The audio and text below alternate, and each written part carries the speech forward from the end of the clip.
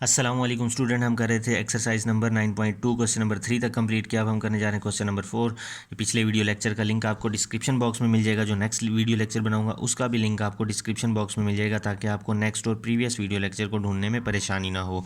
Find the values of remaining trigonometric functions. हमने सारे trigonometric functions की वैल्यूज़ फाइंड आउट करनी है, जबकि हमारे पास गिवन है sine theta 12/13 and the terminal arm of the angle is in quadrant 1। और एंगल किस में है हमारे पास? क्वाड्रेंट 1 में।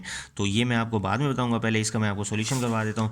तो साइन थीटा है हमारे पास 12/13। सबसे पहले हमें फार्मूले का पता होना चाहिए कि साइन थीटा का फार्मूला होता है परपेंडिकुलर ओवर हाइपोटेन्यूज। ये साइन थीटा का फार्मूला होता है।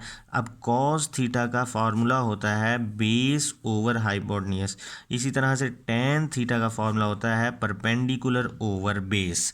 तो ये फार्मूले आपने याद रखने हैं। तो हमारे पास जो साइन थीटा गिवन है, हमें साइन थीटा का फार्मूला होता है 12/13। तो ये होता है परपेंडिकुलर ओवर हाइपोटेन्यूज। तो अगर मैं इसको कंपेयर करूँ तो परपेंडिकुलर की वैल्यू देखते हैं हम 12, हाइपोटेन्यूज की वैल्यू देखें अगर हम तो 13। तो अब हमारे पास बेस की वैल्यू नहीं है, तो फिथागोरस थ्योरम के थ्रू हम बेस की वैल्यू निकालेंगे। फार्मूला होता है फिथागोरस थ्योरम का, आपने छोटी क्लासेस में पढ़ा होगा, परपेंडिकुलर का स्क्वायर प्लस बेस का square is equal to hypotenuse का स्क्वायर। परपेंडिकुलर की वैल्यू है 12, तो इधर आ जाएगा 12 का स्क्वायर प्लस बेस का square is equal to hypotenuse का स्क्वायर, मतलब 13 का स्क्वायर। तो 12 का स्क्वायर होता है 144, बेस का स्क्वायर 13 का स्क्वायर होता है 169। तो 169 में से जब ये 144 इधर आके नेगेटिव हो जाएगा तो ये बचेगा 25। तो स्क्वायर को ख़त्म करने के लिए स्क्वायर रूट लेंगे, तो बेस की वैल्यू आएगी अब हमारे पास 5। तो परपेंडिकुलर भी आ गया, हाइपोटेन्यूज भी आ गया, ये तो पहले से ही थे, अब बेस भी आ गया।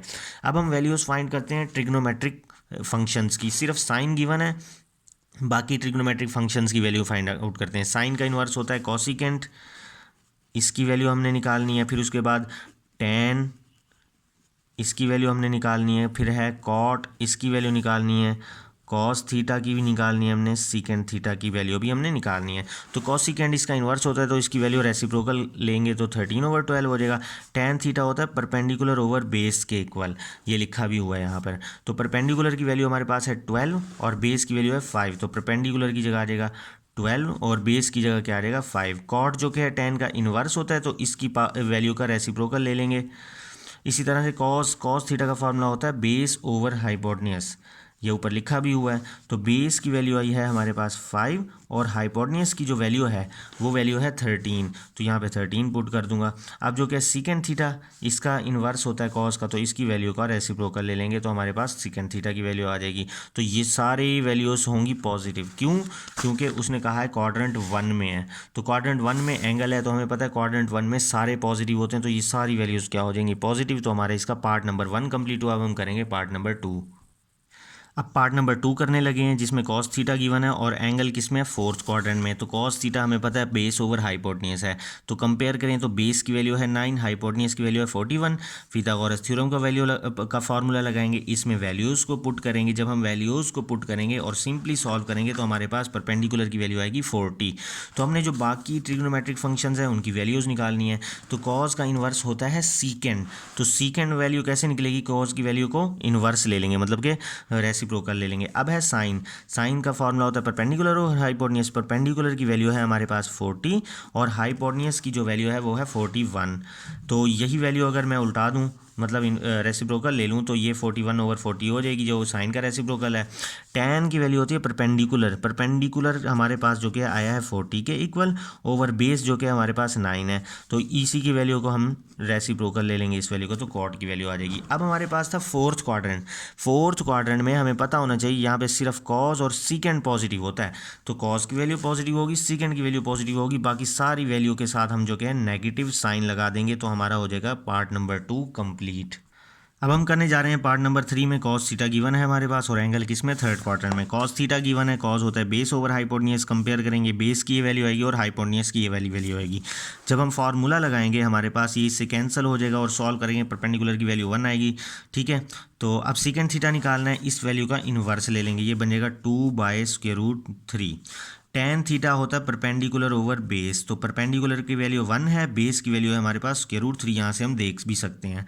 कॉट थीटा इसको उल्टा देंगे, √3/1, तो नीचे 1 लिखते नहीं है। साइन थीटा किसके इक्वल होता है? परपेंडिकुलर ओवर हाइपोटेन्यूज, तो परपेंडिकुलर की जो वैल्यू है वो है हमारे पास 1 और हाइपोटेन्यूज की जो वैल्यू है वो है हमारे पास 2, तो कॉसिकेंट थीटा ये इसी का वैल्यू का रेसिप्रोकल ले लेंगे। अब जो कि हमारे पास क्वाड्रेंट कौन सा है, थर्ड, तो थर्ड क्वाड्रेंट ये है, इसमें सिर्फ tan और कॉट पॉजिटिव होता है, बाकी सारे नेगेटिव, तो कॉस भी नेगेटिव, सीकेंड भी नेगेटिव, साइन भी नेगेटिव हो जाएगा और कॉसिकेंट भी नेगेटिव हो जाएगा, ये दोनों पॉजिटिव ही रहेंगे।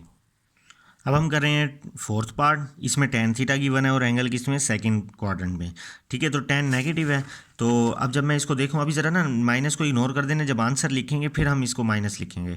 तो परपेंडिकुलर की वैल्यू जो tan थीटा परपेंडिकुलर और बेस के इक्वल है, परपेंडिकुलर की वैल्यू आई, बेस की वैल्यू आ जाएगी, हम इससे हाइपोटेन्यूज की वैल्यू निकालेंगे। अब कॉट थीटा इसका इन्वर्स होता है, ये 1/3 है, तो ये 3/1 होगा, नीचे 1 लिखते नहीं है।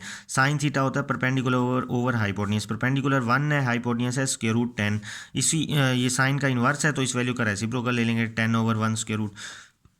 कॉस थीटा होता है बेस ओवर हाइपोटेन्यूज, तो बेस की जो वैल्यू है वो है हमारे पास 3, हाइपोटेन्यूज की जो वैल्यू है वो है हमारे पास √10 और कॉसिकेंट की वैल्यू जो क्या है √10/3 बन जाएगा, मतलब इस वैल्यू का रेसिप्रोकल ले लेंगे। अब कौन सा एंगल है, कौन सा क्वाड्रेंट है, सेकंड क्वाड्रेंट, तो सेकंड क्वाड्रेंट में हमारे पास जो होता है वो साइन और कॉसिकेंट पॉजिटिव होता है, बाकी सब नेगेटिव, तो tan भी नेगेटिव, tan का इन्वर्स भी नेगेटिव, साइन और कॉसिकेंट पॉजिटिव रहेंगे, कॉस भी नेगेटिव हो जाएगा और कॉसिकेंट भी नेगेटिव हो जाएगा। तो ये हमारा पार्ट नंबर 4 कंप्लीट हुआ। अब जो कि फिफ्थ पार्ट है थोड़ा सा डिफरेंट है, ये साइन थीटा की वैल्यू गिवन है और इसमें उसने एंगल के बारे में डिफरेंट है कि एंगल जो कि है वो है थर्ड क्वाड्रेंट में नहीं है, एंगल थर्ड क्वाड्रेंट में नहीं है, तो हम ड्रॉ कर लेते हैं फर्स्ट सेकंड थर्ड, तो थर्ड क्वाड्रेंट में नहीं है, तो हमने पता लगाना है कि एंगल कौन से क्वाड्रेंट में है, तो हम पता लगा लेते हैं अभी। अब यहाँ पे साइन नेगेटिव गिवन है, साइन नेगेटिव गिवन है ना, तो हम देखते हैं साइन नेगेटिव कहाँ कहाँ होता है, साइन इधर भी पॉजिटिव होता है, इधर भी साइन पॉजिटिव होता है, तो साइन नेगेटिव एक ये वाला क्वाड्रेंट है और एक ये वाला क्वाड्रेंट है जहाँ साइन नेगेटिव है। तो क्वेश्चन में उसने कहा है कि इस क्वाड्रेंट में साइन नहीं है, तो इसका मतलब ये कैंसिल हो जाएगा, बचेगा फोर्थ क्वाड्रेंट। तो हमारे पास एंगल किस क्वाड्रेंट में आएगा, एंगल आएगा फोर्थ क्वाड्रेंट में, angle will lie in fourth quadrant, ठीक है। तो साइन की वैल्यू है परपेंडिकुलर और हाइपोटेन्यूज के इक्वल होता है, हम लिख लेते हैं, परपेंडिकुलर 1 है, हाइपोटेन्यूज के √2 है, तो फार्मूला लगाएंगे हम, ठीक है, pythagoras थ्योरम वाला, और सिंपली जो कि हम इसको सॉल्व करते जाएंगे, बेस की वैल्यू आ जाएगी। अब जो कि है साइन 1/√2 है, तो कॉसिकेंट जो हो जाएगा √2/1 हो जाएगा। tan थीटा होता है परपेंडिकुलर ओवर बेस, तो परपेंडिकुलर जो कि है वो हमारे पास 1 है, बेस भी 1 है, तो ये 1 हो जाएगी।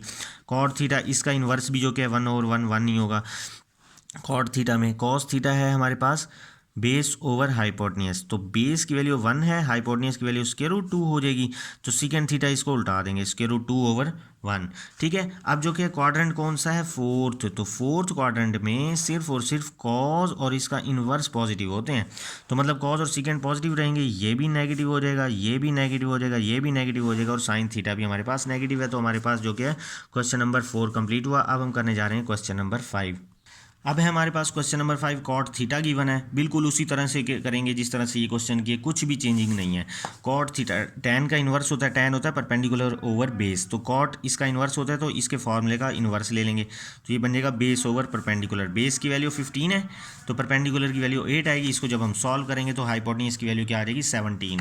अब वो कह रहा है कि find the values of cos theta and cosecant theta, just हमने कॉस थीटा की वैल्यू फाइंड करनी है और कॉसिकेंट थीटा की वैल्यू फाइंड करनी है, बस। इसमें उसने कहा था फाइंड द रिमेनिंग, मतलब इसमें सारी मालूम करनी थी, इसमें सारी नहीं मालूम करनी, इसमें बस इन दो फंक्शंस की मालूम करनी है।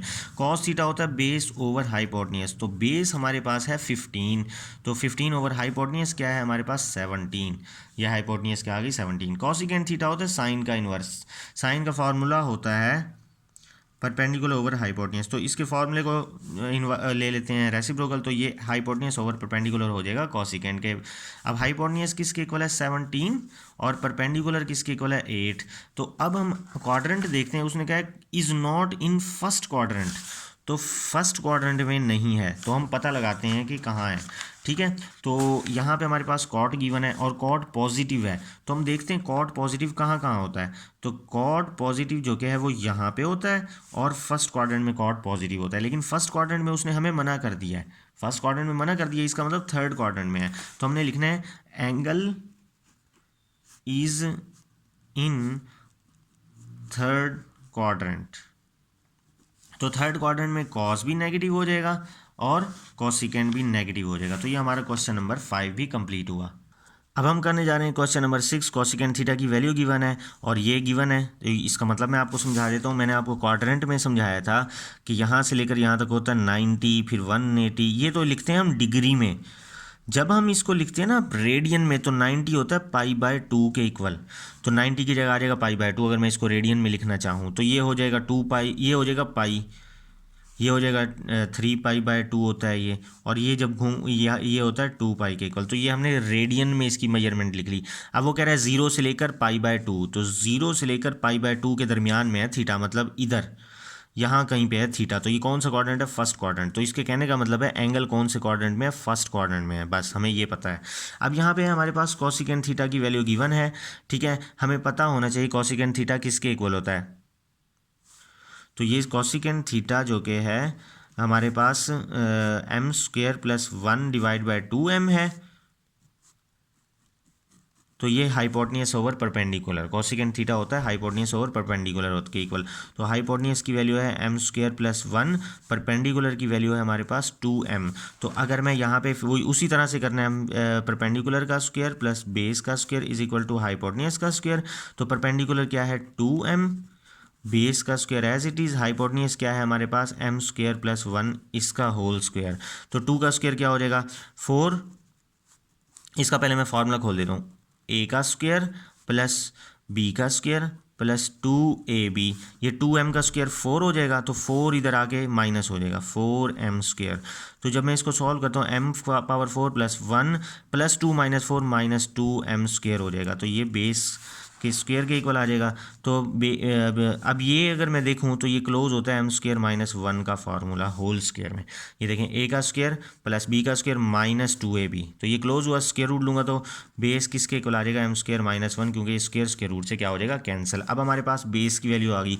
अब क्वेश्चन में उसने कहा है find the values of remaining trigonometries, मतलब कि हमने सारी ट्रिग्नोमेट्रिक आइडेंटिटीज़ निकालनी है। तो हम निकालते हैं। साइन थीटा भी हमने निकालना है। साइन थीटा होता है कोसिकेंट का इन्वर्स, तो ये वैल्यू उलट जाएगी। तो ये हो जाएगा 2m/m² + 1। अब जो कि है टेन थीटा किसके इक्वल होता है? Perpendicular over base. तो परपेंडिकुलर की जो वैल्यू है वो है 2m, और बेस की वैल्यू जो है वो है m² + 1, सॉरी बेस की वैल्यू m² - 1। तो टेन का इन्वर्स होता है कॉट, तो इस वैल्यू को रेसिप्रोकल ले लेंगे हम। अब हम सॉरी टेन का कॉट, अब जो कि है कॉस थीटा किसके इक्वल होता है? Base over hypotenuse. अब बेस क्या है? m² - 1, हाइपोटेन्यूस क्या है? m² + 1, ये रही। तो यहाँ पे आ जाएगा m² + 1। कॉस का इन्वर्स होता है सीकेंट थीटा, तो सीकेंट थीटा इसको रेसिप्रोकल ले लेंगे, m² + 1 ओवर m² - 1। क्योंकि ये फर्स्ट क्वाड्रेंट में एंगल, तो सारे के सारे पॉजिटिव होंगे। हमारा क्वेश्चन नंबर 6 कंप्लीट हुआ। अब जो हमारे पास क्वेश्चन नंबर 7 है, टेन थीटा गिवन है हमारे पास और कह रहे हो वो थर्ड क्वाड्रेंट में नहीं है एंगल, तो हमने ये फाइंड आउट करना है। तो सबसे पहले टेन थीटा लिख लेना है। तो tan theta perpendicular over base के इक्वल है। फिथागोरस थ्योरम लगा के आपने हाइपोटेन्यूस की वैल्यू निकालनी है। अब हमने फाइंड आउट क्या करना है? फाइंड आउट करना है cosecant square theta minus secant square theta divided by cosecant square theta plus secant square theta. ये हमने फाइंड आउट करना है इसकी वैल्यू। तो ये चूंकि फाइंड आउट करना है, इसमें सिर्फ दो फंक्शंस इन्वॉल्व हैं, एक कोसिकेंट और एक सीकेंट। तो इसलिए हम कोसिकेंट की वैल्यू निकालेंगे, सीकेंट की वैल्यू निकालेंगे। कोसिकेंट का फॉर्मूला मैंने लिख लिया है। तो हाइपोटेन्यूस हमारे पास क्या है? √8, और परपेंडिकुलर हमारे पास है 1, तो √8 ओवर 1 क्या हो जाएगा? √8। हाइपोटेन्यूस क्या है हमारे पास? √8, और इधर बेस क्या है हमारे पास? √7। तो ये हो जाएगा इसके इक्वल।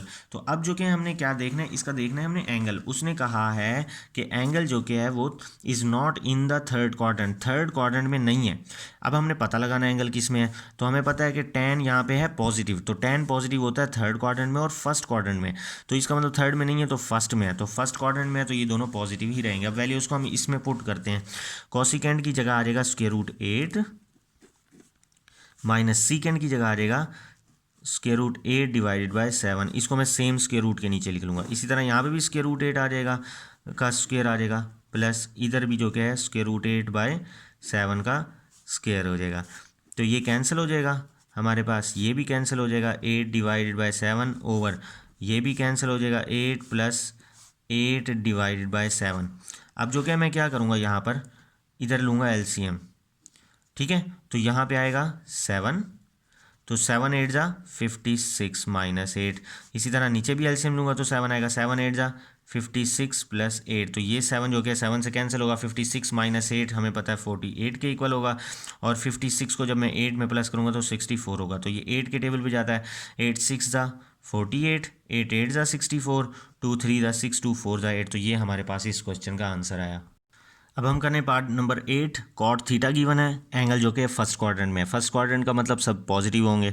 अब हमने इसकी वैल्यू फाइंड आउट करनी है, तो कॉट थीटा हम लिख लेंगे, और ये होता है बेस ओवर परपेंडिकुलर, बेस की वैल्यू लिख लेंगे, परपेंडिकुलर की वैल्यू लिख लेंगे, और सॉल्व करेंगे तो हाइपोटेन्यूज की वैल्यू आ जाएगी। ये हमने फाइंड आउट करना है। तो इसमें जो कि हमारे पास सिर्फ दो फंक्शंस इन्वॉल्व हो रहे हैं, साइन थीटा और कॉस थीटा। तो साइन थीटा अगर देखते हैं, साइन थीटा होता है परपेंडिकुलर ओवर हाइपोटेन्यूज। तो परपेंडिकुलर किसके इक्वल है, परपेंडिकुलर है हमारे पास 2 के इक्वल, तो ऊपर आ जाएगा 2। हाइपोटेन्यूज किसके इक्वल है, स्क्वायर रूट 29। तो कॉस थीटा किसके इक्वल होता है, बेस ओवर हाइपोटेन्यूज। तो बेस है हमारे पास 5 और हाइपोटेन्यूज है 29 स्क्वायर रूट। तो अब इसमें वैल्यू पुट करते हैं, ये 3 साइन थीटा है, तो साइन थीटा की जगह आ जाएगा 2 बाय स्क्वायर रूट 29 प्लस 4। ये कॉस थीटा है, कॉस थीटा की जगह आ जाएगा 5 by square root 29 divided by cos theta, इसकी जगह 5 by square root 29 minus sine theta, इसकी जगह क्या आ जाएगा 2 bye square root 29।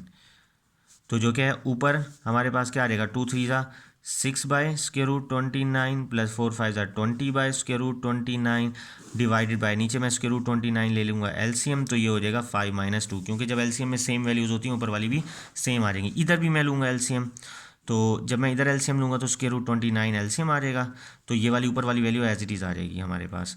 Divide 5 minus 2 क्या होता है 3 बाय स्क्वायर रूट 29, तो स्क्वायर रूट 29 से कैंसिल, तो हमारे पास क्या आ जाएगा, 20 को अगर मैं 6 में प्लस करूं तो 26 डिवाइडेड बाय 3। तो ये हमारे पास क्वेश्चन नंबर 8 का आंसर आया। हमारी एक्सरसाइज नंबर 9.2 कंप्लीट हुई। नेक्स्ट वीडियो लेक्चर जो होगा उसका लिंक आपको डिस्क्रिप्शन बॉक्स में मिल जाएगा। वीडियो पसंद आए तो वीडियो को लाइक कीजिएगा, चैनल को सब्सक्राइब कीजिएगा। अल्लाह हाफिज़।